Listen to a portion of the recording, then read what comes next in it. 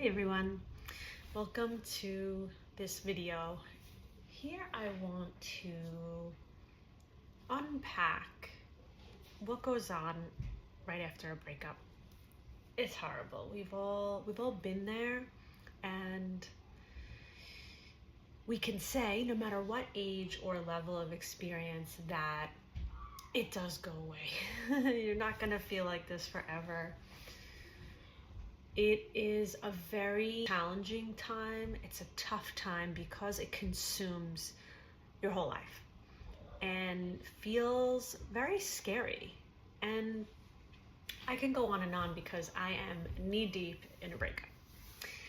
The relationship wasn't that long. It was a little over a year, but it doesn't really matter.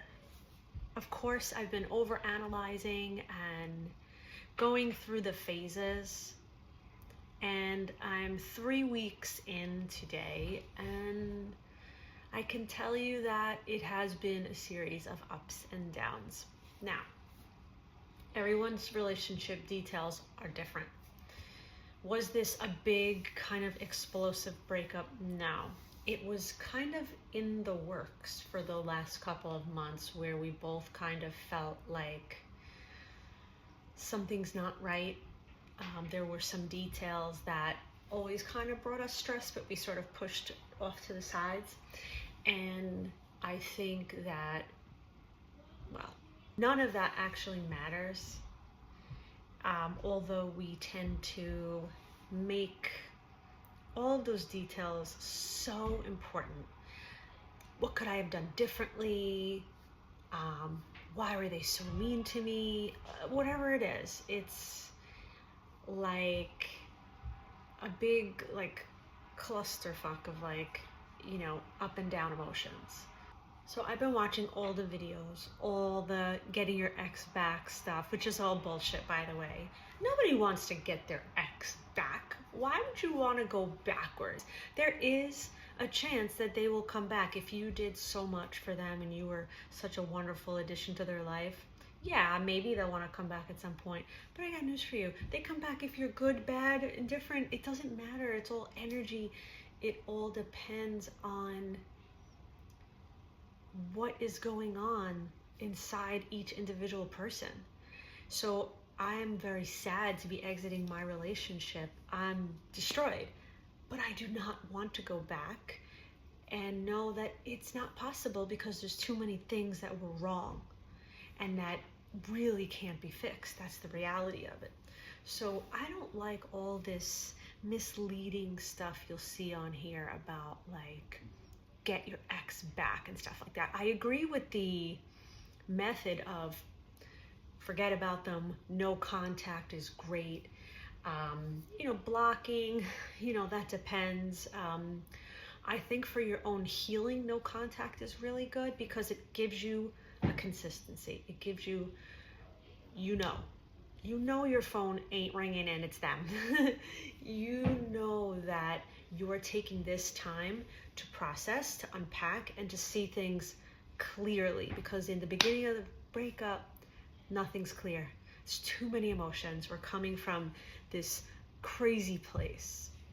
So I'm 3 weeks in. I can tell you that I am having ups and downs, but overall there is a sense of relief, because being in a relationship where you feel alone, unappreciated, unloved, unworthy, questioning where you're at, not worth it. Never worth it to be in a relationship where you have to ask that person, what are we? What do I mean to you? Do you care about me? Do you love me? Absolutely unacceptable. So things to do in the very early stages of the breakup: journaling, write things down, get them off your chest, just get them out. Writing a story has helped me. So, because that's what's going on in my brain. I'm creating all these scenarios that are not even real. If I would have stuck it out, or this or that. No, if I didn't end it, he would have ended it. And then he ended up ending it in the end because I didn't want to end it. It's just all messed up. So the bottom line is, for me, and what I've learned is, although relationships are hard, in the sense of you have to look at yourself, you have to be willing to do the work, you have to bring things to the table, all that good stuff. Overall, I think your time together should be good. It shouldn't be hard.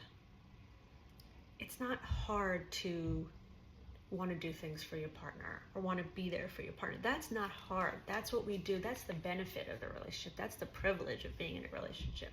Thinking about the future and planning and wanting them to meet your family and all the little signs that say this person is in, this person is invested in you, should all be easy and effortless. So with that being said, I'm having a good moment right now, but there's so many moments where I am just feeling lost, alone. I think when we're going through breakups, there is a sense of like, I'm the only person going through this right now. It's a lonely feeling because where you once found comfort and refuge, which was in this person, they are now gone. So you're feeling like homeless in a sense. You're feeling lost. You're definitely assuming that they're living the best life ever, which, they're not. No one goes out of a breakup unscathed, especially when it was meaningful at one point. It was fulfilling. If you're feeling confused, up and down, depressed, whatever it may be, just know that now is the time for you to focus on you. That's it. That's the short answer. Forget about all these videos about getting them back and this and that, and what can you do? What can you do? You can work on yourself. Because if a relationship failed, there's stuff going on in both of you. So if it failed, or if, for example, I stayed and became very anxious and unhappy, then I got stuff I gotta work on by myself, and I gotta clean it up before the next relationship. I can't bring that to the table. I need to see where are the gaps. Why did I accept less than? Why did I let myself get to a place where I felt unappreciated? Why did I stay with someone that didn't express love to me in any forms? Why did I accept crumbs? Why? So there's so much that I need to work on right now, and that's what I need to be busy doing. And also get into a physical routine, like start a new workout or some kind of physical practice, yoga, meditation, Pilates, go to the gym, join a group fitness. That stuff really helps. So those are my initial thoughts on what to do when you're in a breakup. And I am speaking from experience because, like I said, I am knee deep in it right now. And I can tell you that be in it, feel it, keep busy, journal, connect with friends, volunteer your time, do things for others, but not in the sense of relationships. Like if you could give back in some way, if you can help someone out that really needs it or has really been there for you at certain times, now is your time to give back because you probably have more time. And know that it is going to change.